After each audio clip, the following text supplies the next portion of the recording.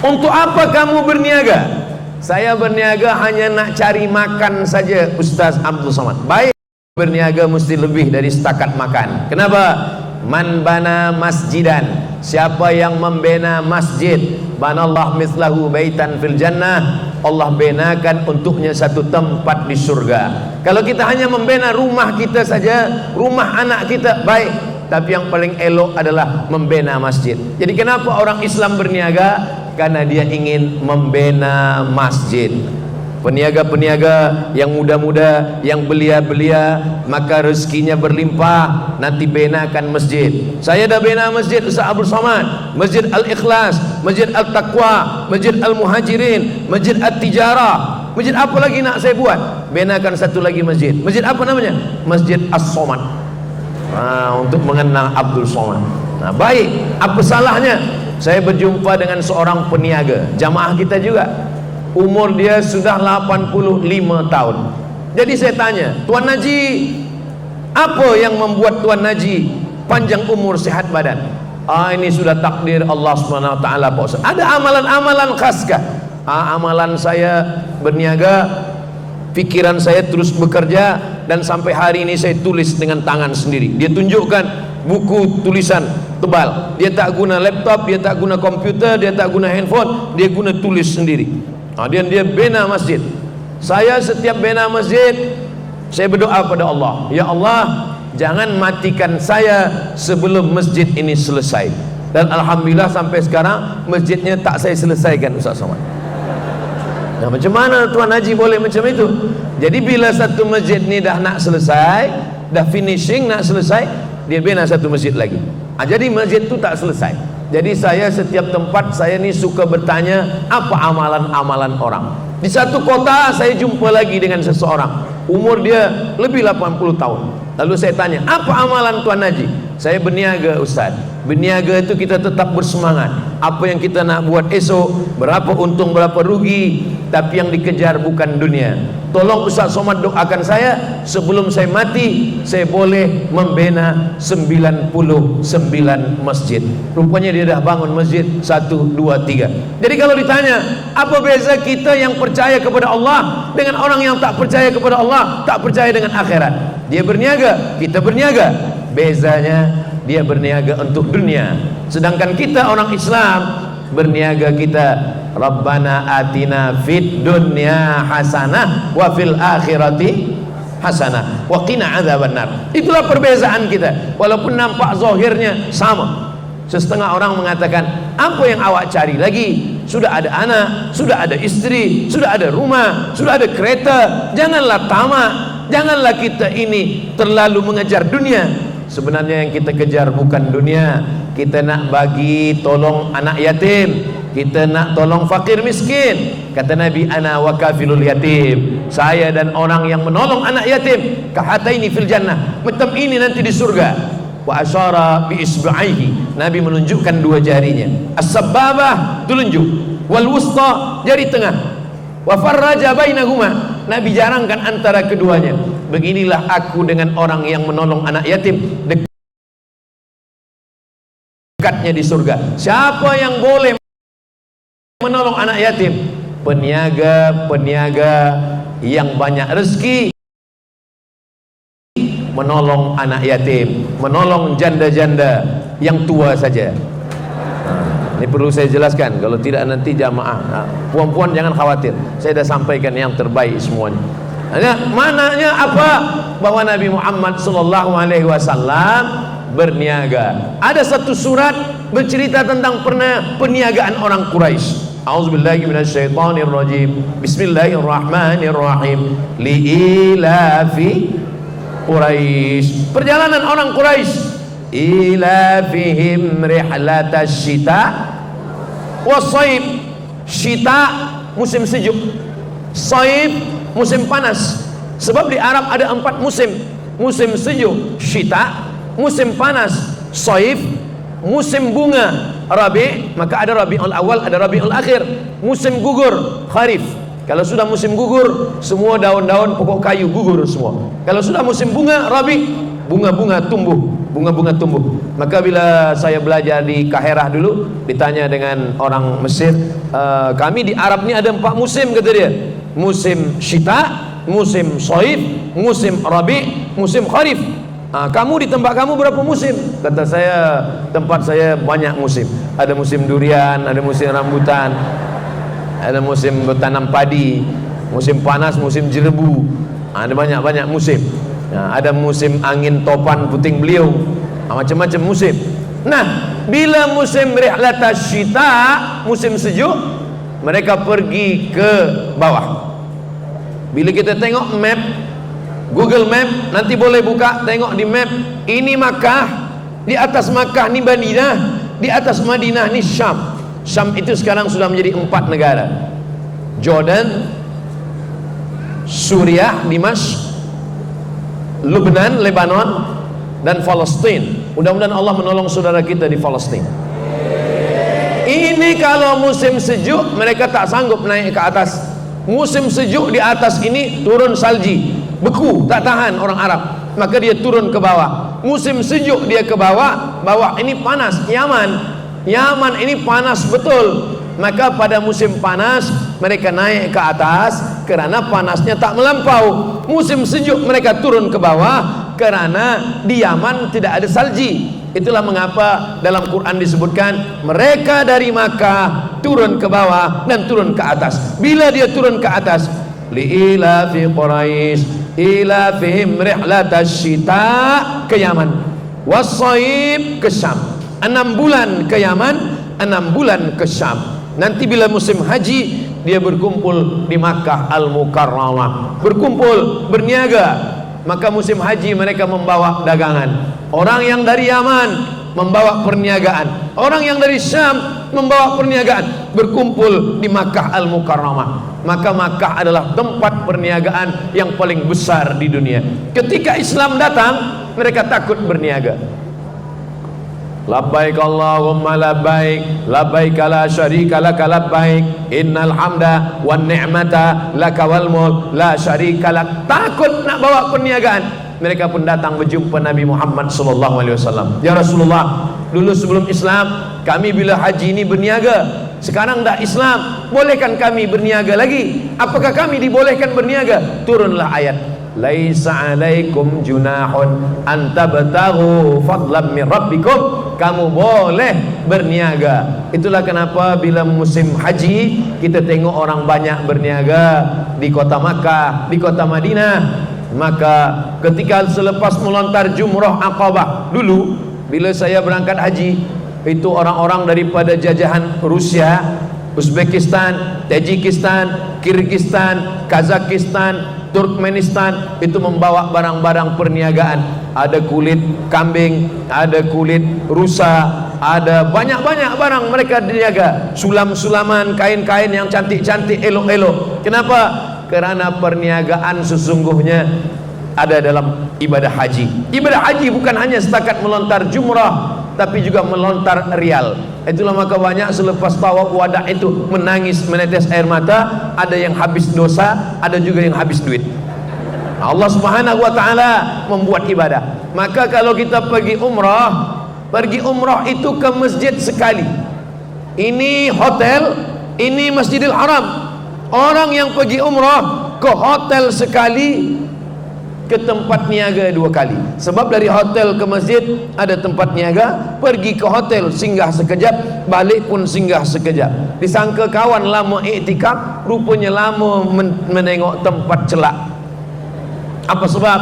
Kerana memang perniagaan. Dan ini bukan sesuatu yang diharamkan. Karena dalam Islam bukan agama yang hanya akhirat semata. Islam bukan hanya menyuruh kita untuk berbuat amal akhirat saja. Dunia ini adalah jembatan menuju akhirat. Laisa bi khairikum man taraka dunyahu li akhiratihi. Orang yang baik bukan orang yang meninggalkan dunia untuk dapat akhirat. Wala akhiratahu li dunyahu. Bukan yang meninggalkan akhirat untuk dapat dunia. Liusiba minhuma jami'an, dapat dua-duanya. Maka keluar rumah, bismillahi tawakkaltu 'ala Allah wa'tasamtu billah la haula wala quwwata illa billah. Keluar dari masjid. Apa doa keluar dari masjid? Allahumma inni as'aluka min fadlik, berilah aku rezeki. Kenapa doa keluar dari masjid minta rezeki? Karena dalam Islam diajarkan, idza qudiyatis shalah, kalau salat sudah dilaksanakan, fantashiru fil ard, bertebaranlah kamu di atas muka bumi, wabtaghu min fadlillah, carilah rezeki karunia Allah Subhanahu wa taala. Sekarang banyak orang tidak mau berusaha karena menurut dia semua rezeki sudah dijamin, garanti Allah taala. Kenapa kamu tidak berniaga? Kenapa kamu tidak berniaga? Kenapa kamu tidak bertani? Kenapa kamu tidak tanam kelapa sawit? Kenapa kamu tidak mencari ikan di laut? Rezeki sudah dijamin Allah Subhanahu wa taala.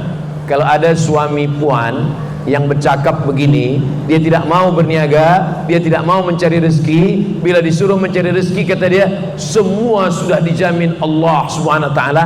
Nanti siang pukul 1, pukul 2 dia akan bertanya, mana makan kita siang ini? Maka jawab jugalah, semua sudah dijamin Allah Subhanahu wa taala. 1000 dalil kita bagi, orang akan berdalih bagi orang yang malas. Maka dalam Islam diajarkan kita senantiasa la ta'jaz, jangan merasa lemah, ihris ala ma yanfa'uk, bersemangatlah untuk sesuatu yang bermanfaat untuk engkau. Dalam Islam tidak boleh mengeluarkan zakat bagi sesiapa yang penghasilannya kurang daripada 20 keping dinar. Zaman Nabi tak ada duit kertas. Duit kertas yang pertama buat Amerika. Sebelum itu duit hanya 2. Satu namanya dirham, duit perak. Satu lagi namanya dinar, uang emas.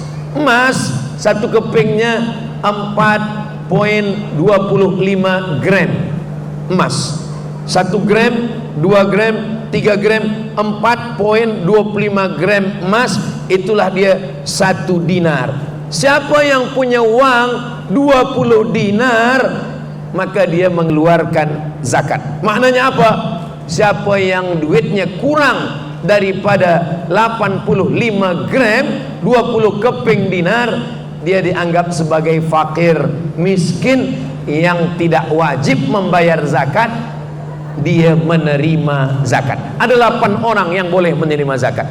Innamas shadaqatu lil fuqara wal masakin wal amilina 'alaiha wal muallafati qulubuhum wa fir riqab wal gharimin wa fi sabilillah wa ibnis sabil. Kita selalu fakir disandingkan dengan miskin. Fakir, miskin. Fakir tak ada duit sama sekali. Maka orang seperti ini umur 70 tahun, suami meninggal, anak tak ada, hidup sebatang kara, maka dia ini adalah fakir. Tapi kalau dia masih muda, dia ada kerja, tapi penghasilan dia tidak mencapai 85 gram, 20 keping dinar setahun, maka dia miskin. Itu maka dalam surat Al-Kahfi, ammas safinatu fakanat limasakin, ini adalah milik orang miskin. Orang miskin punya kapal. Kenapa orang miskin boleh punya kapal? Maknanya kapal untuk mencari ikan, tapi penghasilannya kurang daripada 85 gram, 20 keping uang dinar, maka dia termasuk orang yang menerima zakat.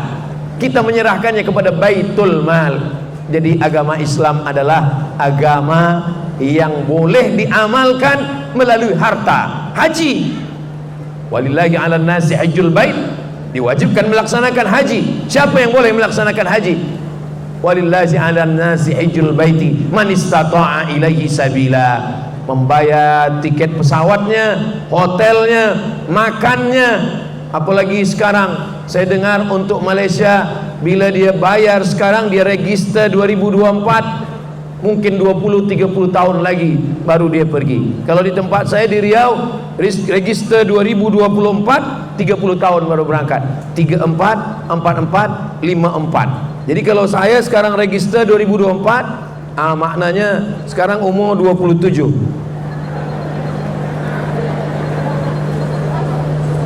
Umur berapa kita baru sampai ke tanah suci Makkah. Jadi semakin banyak uang yang kita miliki dengan perniagaan yang halal, maka itu semakin dekat ke Baitullah. Jadi kalau ada orang yang berpahaman dunia jangan dikejar, dunia jangan dicari, maka ini bukan pahaman Islam. Ini nanti akan diambil oleh orang lain. Kalau dunia ini tak kita genggam, bisnisnya tak kita ambil, perniagaan ditinggalkan orang Islam, maka akan diambil orang lain.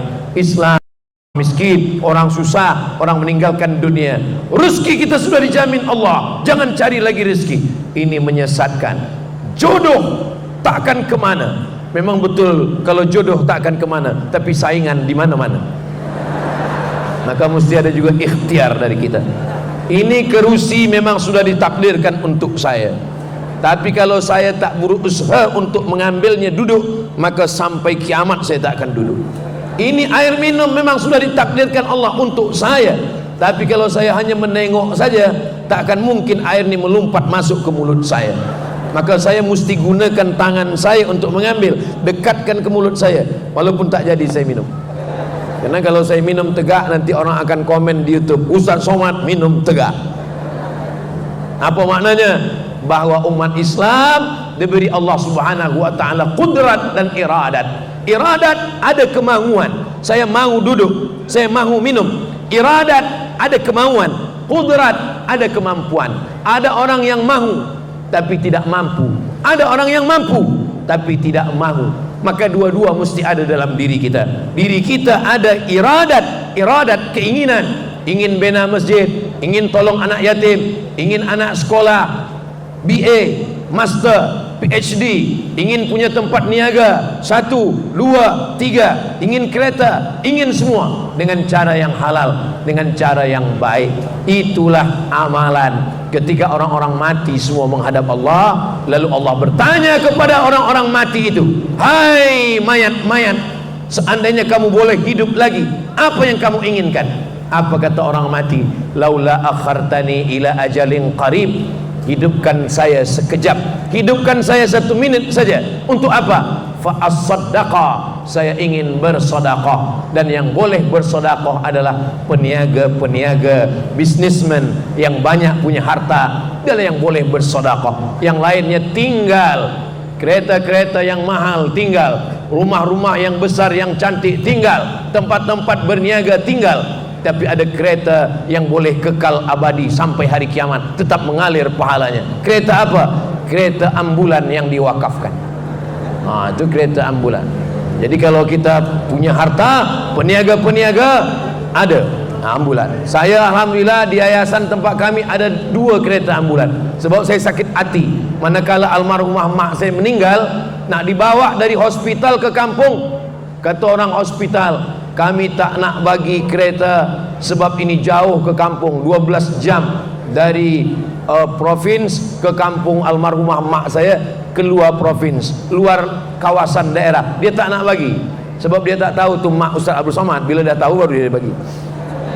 Saya merasa jangan sampai emak kawan saya, emak jamaah saya mengalami hal yang sama dengan yang dialami emak saya. Maka manakala kami buat yayasan, saya bagi tahu ke jamaah, kita mesti punya 2 kereta ambulan untuk membawa sesiapa saja yang sakit, free. Alhamdulillah sekarang dah ada 2 ambulan.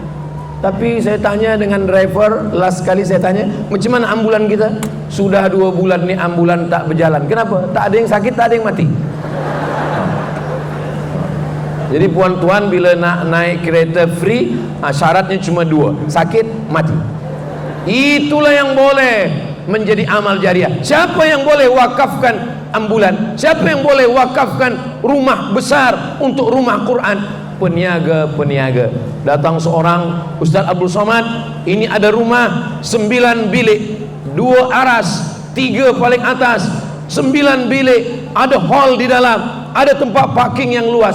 Ini untuk wakaf, saya wakafkan untuk yayasan.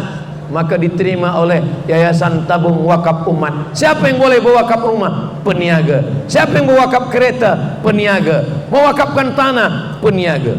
Di satu daerah ada juga yang berwakaf. Ustaz Abdul Somad, tadi Ustaz kata semua tinggal, itu ada kebun-kebun kelapa sawit, saya wakafkan. Punya siapa Datuk? Tak tahu, saya tak tahu. Macam mana mewakafkan punya orang lain? Kita mewakafkan hak milik kita. Sebab wakaf ini ada 4 akadnya. Yang pertama, yang berwakaf. Yang kedua, yang menerima wakaf. Yang ketiga, benda yang diwakafkan. Yang keempat, ada ijab dan qabul. Saya wakafkan kereta ini untuk yayasan sampai kereta ini hancur tak berjalan, maka mengalirlah pahalanya. Saya wakafkan rumah ini untuk rumah Quran, saya wakafkan kebun ini untuk rumah tahfiz Quran. Peniaga-peniaga amat sangat boleh beramal dengan ini semua. Ada masuk surga babus salah, zuhur, asar, maghrib, isya, duha, tawajud, witir, tasbih, qabliyah, ba'diyah, isyraq, awabin, tasbih. Tapi ada orang masuk surga melalui pintu babur rayyan. Ini untuk orang yang rajin puasa. Tapi bagi mereka yang berniaga, mereka masuk melalui pintu babus sedekah, melalui sedekah. Amal kita ada 4. Ada amal badan, tegak, rukuk, sujud, berputar keliling Ka'bah, amal badan. Ada amal harta, zakat, wakaf, infak, sedekah, wasiat, hibah. Ada amal hati, sabar, ridha, qanaah, tawakal, iman. Ada amal lisan, subhanallah, walhamdulillah, la ilaha illallah, wallahu akbar. Mudah-mudahan para peniaga-peniaga yang ingin berniaga, ada niat berniaga dengan tazkirah Maulidur Rasul. Tajuk kita adalah Nabi Muhammad sallallahu alaihi wasallam sebagai seorang peniaga, dan Islam adalah agama yang menggalakkan, menganjurkan, mengajak umat untuk berniaga dengan jujur dan baik. Dengan itulah Islam ini akan bangkit. Al-mu'minul qawi, mukmin yang kuat, kuat hartanya, kuat duitnya, kuat bisnisnya, kuat tenaganya, kuat ilmunya, kuat badannya. Khairun, lebih baik, wa ahabbu ilallah, lebih dicintai Allah, minal mu'minid dhaif, daripada mukmin yang lemah. Semua yang berhadir ini insyaallah mendapatkan syafaat Nabi Muhammad sallallahu alaihi wasallam. Man shalla alayya salatan, siapa yang berselawat 1 kali, sallallahu alaihi biha asyra, Allah balas 10 kebaikan. Wa huttat anhu asyara sayyi'at, Allah hapuskan 10 dosa kesalahan. Wa rufi'at lahu asyara darajat, Allah naikkan 10 darjah tingkatan kemuliaan. Innallaha wa malaikatahu yusalluna 'alan nabi, Allah berselawat, malaikat berselawat. Ya ayyuhalladzina amanu, hai orang yang beriman, sallu alaihi, maka berselawatlah kamu. Selawat Allah maknanya Allah memberikan ridha dan rahmat. Selawat malaikat maknanya malaikat memintakan ridha dan rahmat kepada Allah untuk Sayyidina Muhammad sallallahu alaihi wasallam. Selawat kita, maka sahabat bertanya, selawat Allah kami dah tahu, selawat malaikat kami pun tahu, bagaimana dengan selawat kami ya Rasulullah?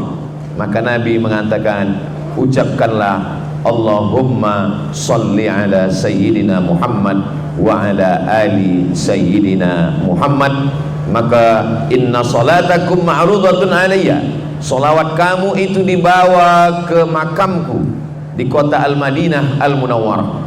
Lalu kemudian sahabat bertanya, kaifa salatuna ma'rudatun alayka wa qad arimta, bagaimana salawat kami dibawa kepada engkau padahal engkau sudah mati, sudah menyatu dengan tanah?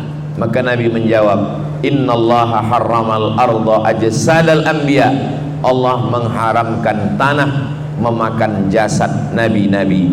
Maka Nabi Muhammad sallallahu alaihi wasallam tidak dimakan cacing tanah. Begitu juga dengan penghafaz Quran, begitu juga dengan para mursyid, para alim, para ulama. Terbukti dengan digalinya beberapa kubur dan orang yang mati syahid ketika peristiwa banjir di pemakaman Bukit Uhud. Lalu kemudian nampaklah pada masa Khalifah Umar bin Khattab, nampaklah ujung kaki daripada Sayyidina Hamzah yang meninggal syahid pada perang Uhud. Agar supaya tidak timbul fitnah, maka ditimbunlah lagi dengan tanah, padahal dia sudah meninggal pada zaman Nabi. Nabi menjadi wafat diteruskan oleh Abu Bakar Siddiq 2 tahun. Selepas 2 tahun Abu Bakar naik Sayyidina Umar. Maknanya sudah bertahun-tahun, tapi bekas darahnya masih mengalir dan kulitnya masih ada, dagingnya pun masih sempurna. maka Allah ingin menunjukkan bukan hanya orang yang mati syahid, apalagi Nabi Muhammad sallallahu alaihi wasallam, untuk menambah bagi yang beriman bertambah imannya, bagi yang ingkar terbuka pintu hidayah. Begitulah Allah memuliakan Nabi Muhammad. Maka ini kita berkumpul supaya kita pun mendapatkan kemuliaan yang diberikan Allah kepada Nabi Muhammad sallallahu alaihi wasallam. Semua yang berhadir ini, yang mentajab program Maulidur Rasul sallallahu alaihi wasallam, yang bersusah payah bertungkus lumus, mudah-mudahan Allah memberikan berkah panjang umur, murah rezeki, istiqamah iman dan Islam. Amin ya rabbal alamin. Kita pula yang berhadir pada hari ini, kita ingin tunjukkan bahwa beginilah orang Beaufort beriman kepada Allah walaupun tak nampak, tak berjumpa dengan Rasulullah sallallahu alaihi wasallam. Kata Nabi, ada satu telaga, nanti di telaga itu ada orang minum, dan bila dia sudah minum, la yazma'u fiha abada, dia tidak akan haus untuk selamanya. Kata sahabat, kamikah yang minum di sana ya Rasulullah? Antum ashabi, kamu adalah sahabat-sahabat saya, kata Nabi. Yang minum di sana nanti adalah ikhwani. Kata sahabat, siapa ikhwani itu? Amanu bi walam yarawni, mereka beriman kepadaku padahal mereka tidak pernah berjumpa dengan aku, tak pernah melihat aku, tak pernah perang bersama saya, tapi mereka percaya. Mudah-mudahan kita termasuk ikhwani itu insyaallah. Ketika di padang mahsyar panas terik, tak boleh ada yang minum, tidak boleh ada yang dapatkan nikmat, tapi yang mendapat nikmat adalah umat Nabi Muhammad sallallahu alaihi wasallam. Tadi saya tengok pandang ke belakang, peringkat daerah Beaufort, Kamis 8 pagi, pengarangan dataran Bagandang Beaufort, Sabah, Malaysia, bersama Ustaz Abdul Somad. Saya nak tengok tajuk, rupanya tak ada tajuk. Maka tajuk kita adalah, sebab ini tazkirah di masjid saya biasa, tazkirah di Padang biasa, tapi tazkirah di apa ni? Tazkirah di tempat berniaga, ini luar biasa. Ini hanya di Beaufort. Dulu nabi-nabi itu hanya berzikir saja, mengingat Allah, mengingat Tuhan. Kalau kita pernah mendengar riwayat bahwa Abu Talib membawa Nabi Muhammad SAW berniaga ke negeri Syam, tapi sebelum sampai ke negeri Syam, dia bernaung sebab panas terik, berhenti sejenak di tempat ibadah. Manusia yang beribadah di dalam itu namanya Bahira. Lalu Nabi SAW dengan Abu Talib berlindung dari panas terik matahari. Lalu kemudian Bahira keluar dari dalam tempat ibadah itu. Kerana dulu ahli ibadah memang tak boleh keluar rumah. Makanan dihantar, pakaian kotor diambil, dibagi lagi pakaian yang bersih. Dia hanya di dalam saja beribadah. Nama tempat ibadah itu Som'ah namanya. Lalu kemudian keluar Bahira daripada tempat ibadahnya. Bahira bertanya kepada Abu Talib, siapa budak kecil ini?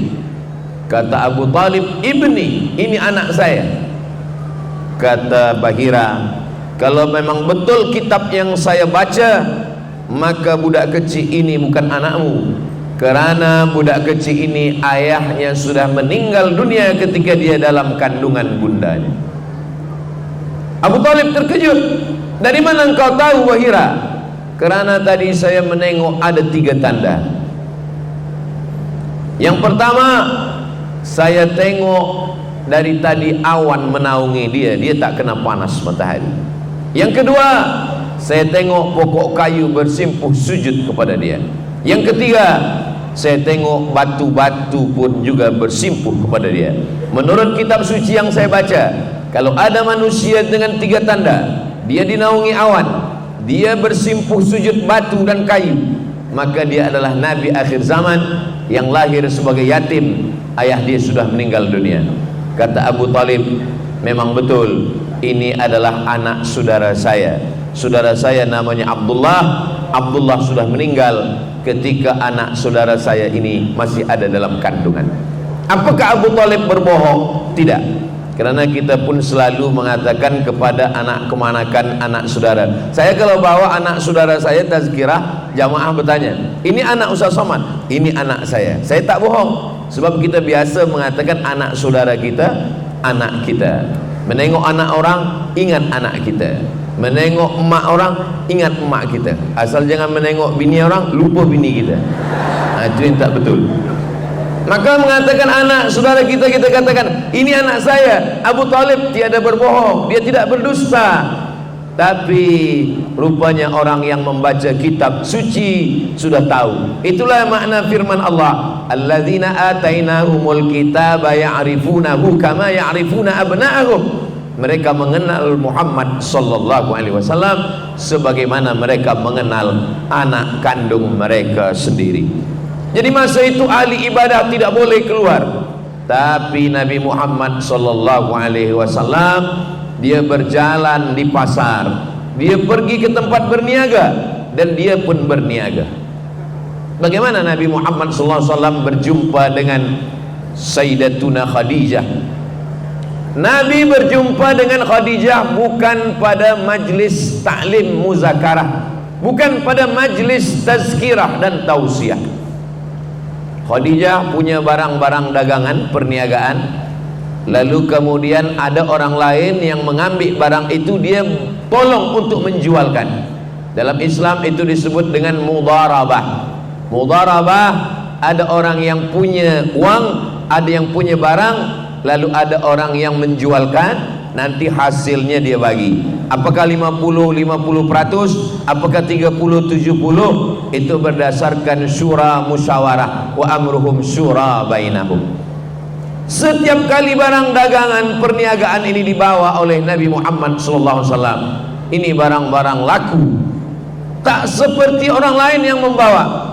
Maka Khadijah pun terheran, kenapa bila orang ini yang membawa habis semua? Maka Khadijah ingin menengok, mana dia orang yang membawa perniagaan barang-barang saya ini sehingga laku begitu banyaknya. Saya ingin jumpa dengan dia.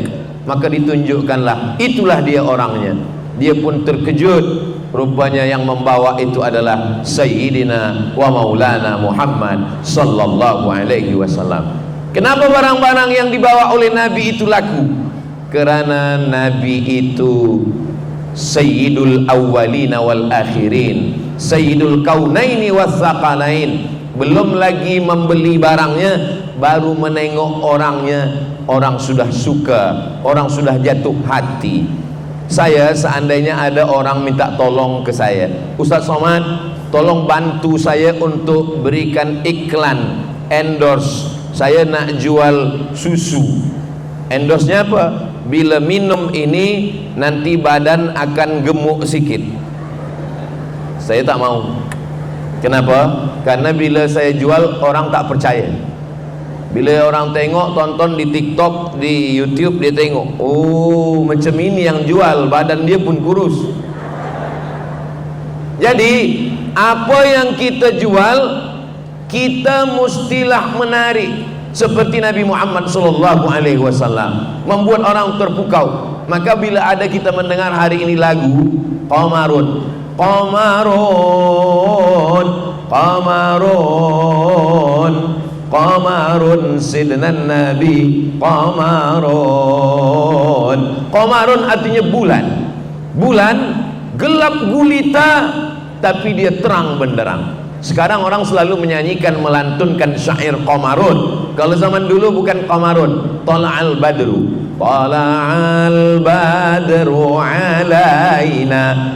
Kalau bulannya masih 1-2 hari bulan, maka disebut dengan hilal. Hilal, bulan kecil saja.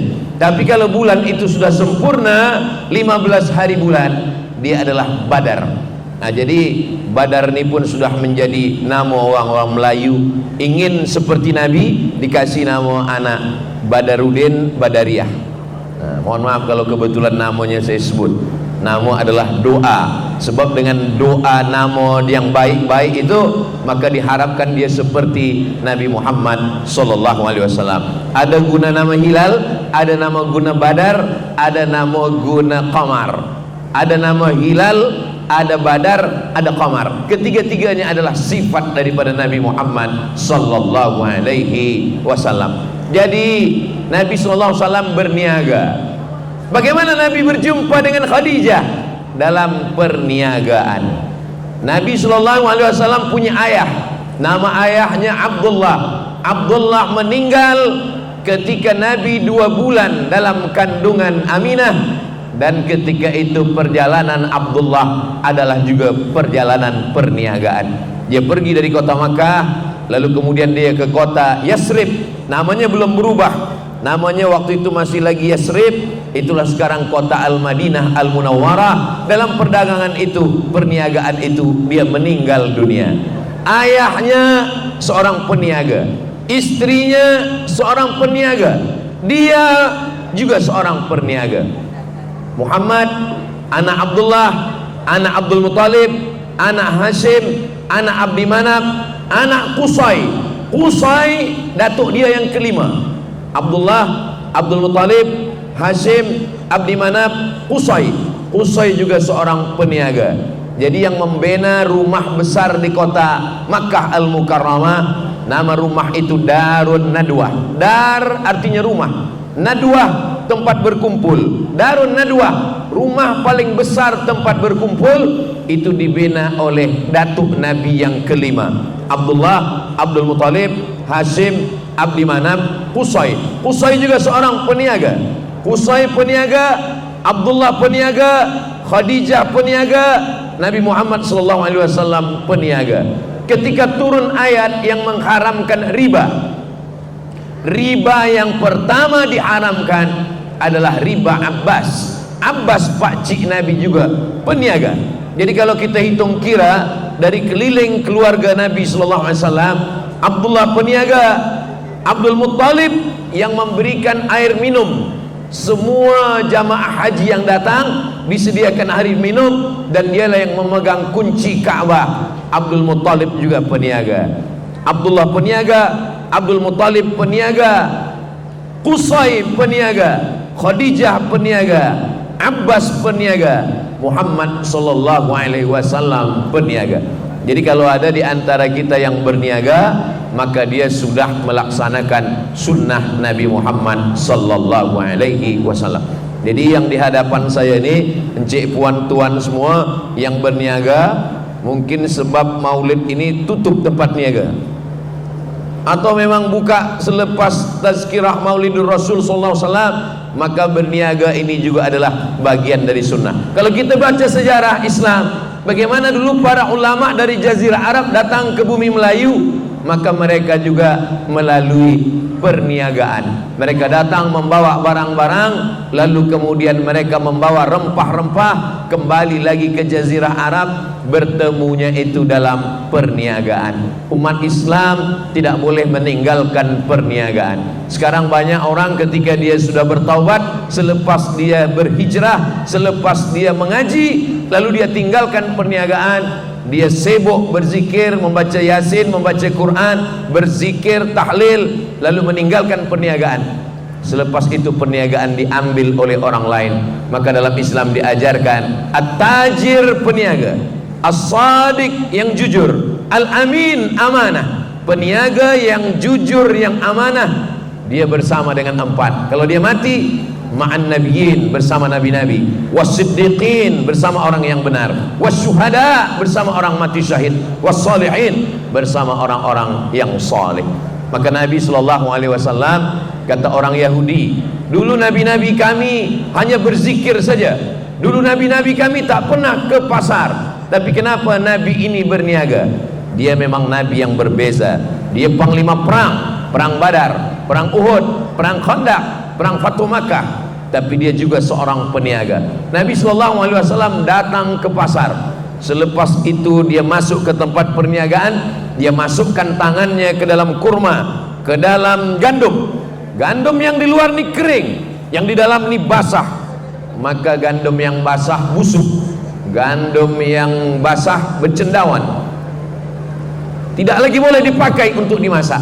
Lalu ditutup di luarnya dengan gandum yang kering. Nabi SAW memasukkan tangannya ke dalam, lalu Nabi bertanya kepada yang menjual gandum, ma hadza ya sahibat ta'am, hei kamu yang berniaga gandum, kenapa yang basah yang busuk kamu simpan di dalam, lalu yang di luarnya kamu bagi yang kering?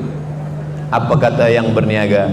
Asabahul matar, kena hujan ya Rasulullah. Kalau saya nampakkan yang basah kena hujan ini tak laku, orang tak nak beli, maka saya tutupi dengan yang kering. Maka keluarlah hadis Nabi sallallahu alaihi wasallam, man ghasyana falaysa minna, siapa yang menipu, siapa yang membohong, siapa yang membuat penipu tipu-tipu, falaysa minna, maka dia bukan umat Nabi Muhammad sallallahu alaihi wasallam. Jadi dalam Islam banyak orang baik ketika sedang sembahyang, banyak orang baik ketika sedang haji, banyak orang baik di bulan Ramadan, tapi banyak orang yang curang ketika di tempat perniagaan. Maka Islam mengajarkan kita, Allah yang kita sembah di masjid, Allah yang kita sembah di padang Arafah, Allah itu juga yang mengawasi kita, yang memperhatikan kita di tempat perniagaan. Itulah kenapa pagi bila kita masuk ke tempat niaga, kita baca ayat kursi. Banyak orang mengatakan membaca ayat kursi itu untuk menjaga perniagaan daripada sihir, daripada jampi-jampi, daripada magic, daripada kejahatan orang. Tapi sebenarnya dua-duanya betul. Dia untuk yang luar menjaga daripada sihir orang lain, tapi ke dalam sebagai peniaga dia merasa sedang diperhatikan Allah. Yang memberikan saya tempat berniaga ni Allah. Adakah Tuhan selain dia? La ilaha illa huwa. Kalau saya sekarang hidup, dia maha hidup, Al-Hayyu. Kalau sekarang saya hidup, dia mengatur kehidupan saya, Al-Qayyum, dan dia tidak mengantuk. Kalau saya takut curang, takut bohong, takut tipu, kerana ada kamera CCTV, maka yang mengawasi saya bukan CCTV, yang mengawasi adalah dia. La ta'khudhuhu sinatun wala naum.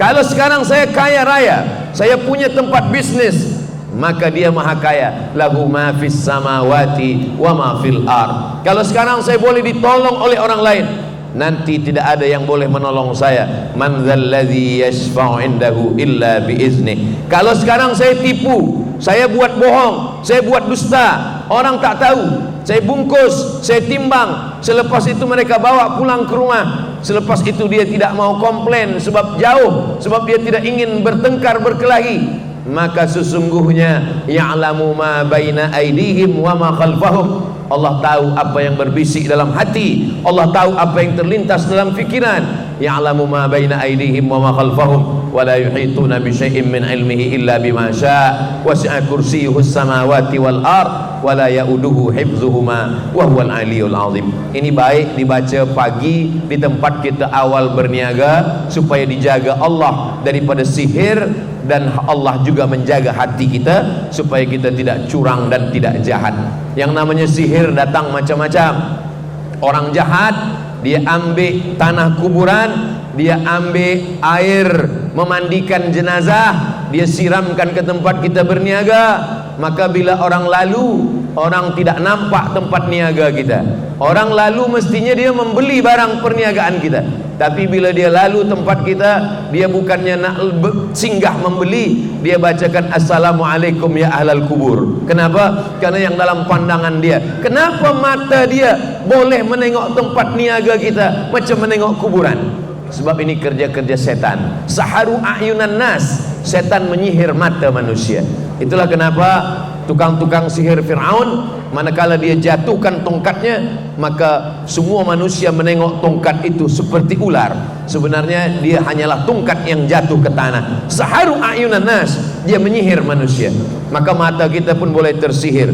Tadi saya lalu di kedai awak berniaga, nampak saya tutup, padahal sebenarnya terbuka. Itulah mengapa pagi kita membaca yang seelok-eloknya sempurna, membaca Al-Fatihah 1 kali, Qul huwallah 3 kali, Al-Falaq sekali, An-Nas sekali, dan ayat kursi sekali. Ditutup dengan salawat, Allahumma salli ala Sayyidina Muhammad wa ala ali Sayyidina Muhammad. Kenapa membaca Al-Fatihah? Al-Fatihah maknanya terbuka.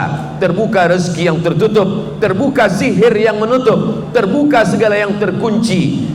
Rezeki yang tertutup dibuka dengan Al-Fatihah. Jodoh yang tertutup dibuka dengan Al-Fatihah. Yang sudah terbuka jangan dibuka sekali lagi. Jangan pula nanti diamalkan. Bila terjadi puan-puan menyalahkan saya. Maka kita selalunya sebelum berdoa untuk niat yang baik-baik ini, untuk niat yang baik, untuk rezeki, untuk jodoh, membukakan pintu hati anak supaya belajar, membukakan fikiran anak supaya dia cemerlang, kita selalu membaca Al-Fatihah. Lalu kemudian kenapa Qul Huwallah dibaca 3 kali? Karena ada sahabat Nabi yang membaca Qul Huwallah dalam solat tahajudnya daripada Isya sampai ke subuh. Ayat tidak ganti, dia baca Qul Huwallah terus. Kata Nabi SAW, innaha la ta'dilu thuluthal Qur'an. Qul Huwallah itu sama dengan sepertiga Al-Quran. Itulah kenapa kita baca 3 kali. Sebab satu Qul Huwallah sepertiga sama seperti orang yang menghatamkan Al-Quran. Selepas itu kita baca Al-Falaq dengan An-Nas. Kenapa baca Al-Falaq satu package dengan An-Nas? Karena Al-Falaq dan An-Nas itu 11 ayat. Rambut Nabi diambil tukang sihir Yahudi, lalu mereka simpulkan dalam 11 simpul tali. Lalu kemudian Nabi kena sihir. Datang malaikat Jibril menyampaikan, ya Muhammad, orang Yahudi namanya Labid sedang menyihir Nabi. Orang-orang Yahudi sampai sekarang terkenal sebagai tukang sihir. Ada salah seorang sarjana pergi ke Israel, meneliti di kampung itu kampung tukang sihir semua. Dan ada satu sekte daripada Yahudi ini, memang dia banyak menggunakan sihir, namanya sekte Kabbala. Sekte Kabbala ini besar di Eropa dan Amerika. Banyak artis-artis yang suka kepada penyembahan setan ikut pada sekte Kabbala, karena mereka ini mengabdikan dirinya mengikut kepada setan. Lambang simbol daripada setan ini adalah kepala kambing. Itu maka banyak orang takut makan kepala kambing. Tapi saya tak takut. Banyak orang takut makan kepala kambing. Selepas dia makan, kata dia diganggu setan. Itu bukan setan, itu kolesterol.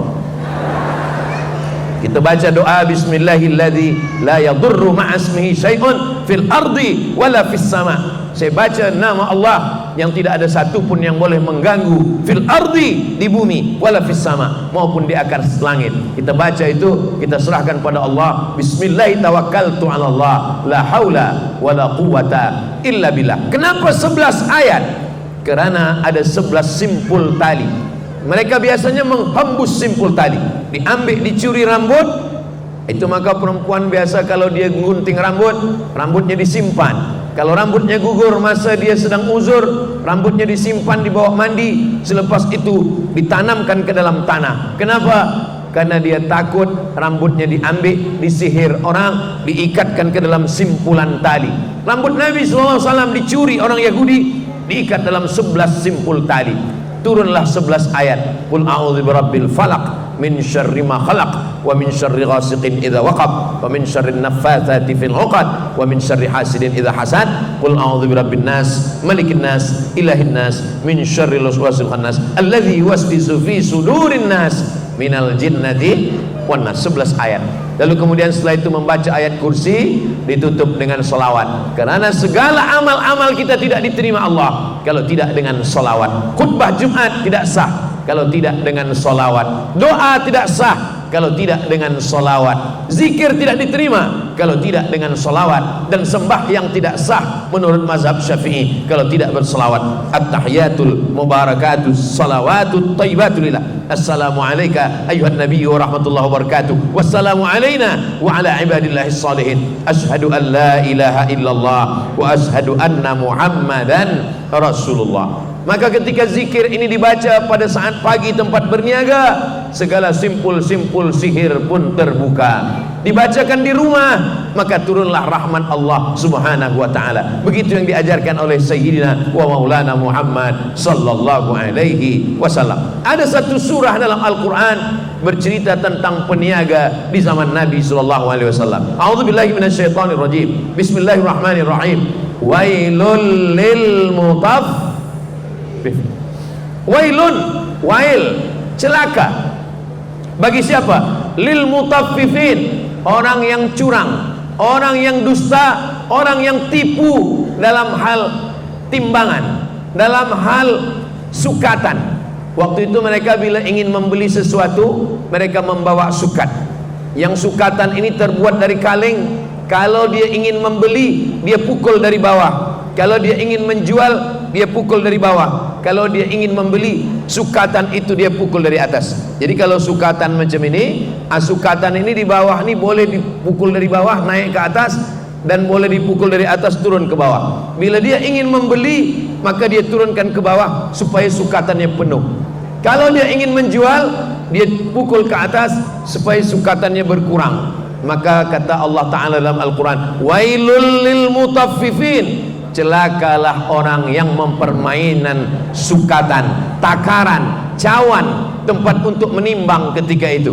Kenapa? Idza talu 'alan nasi yastawfun, kalau mereka membeli, mereka ingin penuh. Wa idza kaluhum aw wazanuhum yukhsirun, tapi kalau mereka menjual, mereka buat kurang. Karena kalau yang dari bawah ini dipukul ke atas, maka berkurang sukatan timbangan. Tapi kalau dipukul ke bawah, maka dia menjadi penuh. Ketika dia mau membeli, dia bawa dari rumah, guna sukatan saya. Tapi kalau dia menjual, dia pakai sukatan dia supaya berkurang timbangan. Begitulah mereka yang curang di hadapan Allah Subhanahu wa ta'ala. Sekarang ini alhamdulillah kita diawasi, ditengok, diperhatikan. Ada orang-orang yang bila berniaga, bila dia ingin membeli, bila dia ingin membeli beras, ingin membeli jagung, ingin membeli tepung, mata dia tajam menengok sukatan timbangan. Kalau menengok Quran tak nampak, tapi menengok sukatan tampak. Ini elok juga mata macam ini. Kenapa? Karena ini menjaga peniaga supaya dia takut curang dan dia pun tidak menzolimi orang. Apa pesan Nabi sallallahu alaihi wasallam? Unsur akhaka, tolong saudaramu zaliman, orang yang zalim, atau mazluman, atau orang yang dizalimi. Sahabat mendengar hadis ini berpikir, tolong saudaramu yang menzalimi atau yang dizalimi? Kalau yang dizalimi kami boleh tolong ya Rasulullah. Ada orang teraniaya kami tolong. Tapi orang yang menzalimi, bagaimana menolong orang yang menzalimi? Kata Nabi, bila kau tengok ada orang yang zalim, tahan tangannya. Kalau nampak ada orang yang curang, orang yang tipu, orang yang dusta, orang yang bohong, tahan tangannya. Biasa kalau membeli ikan, maka kita tengok insang ikan, ditengok, oh masih merah, berarti ikan ini belum busuk lagi. Nah sekarang banyak orang dia ambil darah dari jiran dia yang berjual kambing, berjual daging, dia ambil darah kambing, dia letakkan di insang ikan. Maka bila pedagang, penjual, peniaga membeli, ditanya, baru ke ikan kamu? Dia tak nak jawab, dia hanya katakan, tengoklah insang dia, tetap ada darah. Maka tipu, bohong, dusta, dunia tak dapat, akhirat pun melayang, hanya kerana yang kecil saja. Padahal kata Nabi sallallahu alaihi wasallam, man ghasyana falaysa minna, siapa yang menipu, siapa yang dusta, siapa yang bohong, bukan umat Nabi Muhammad sallallahu alaihi wasallam. Uang yang didapatkan daripada dusta, bohong, tipu, dibawa ke rumah, dibelikan untuk makanan anak, istri, diberikan untuk keluarga, maka yang kita berikan adalah barang-barang yang haram. Kata Nabi sallallahu alaihi wasallam, kulu, makanlah, min thayyibat, makanlah yang baik-baik saja. Bersedekah untuk masjid, tapi dari barang yang haram. Apa kata Allah? Wa anfiqu, berinfaklah, min thayyibat, yang baik-baik saja. Innallaha thayyibun, Allah maha baik, la yaqbalu illa thayyiban, Allah tidak menerima kecuali yang baik-baik saja. Nanti bila kita mati menghadap Allah, kita akan ditanya. Encik, puan, tuan, hadirin hadirat, semua hafaz ayatnya. La tus'alunna yawma idzin anin na'im.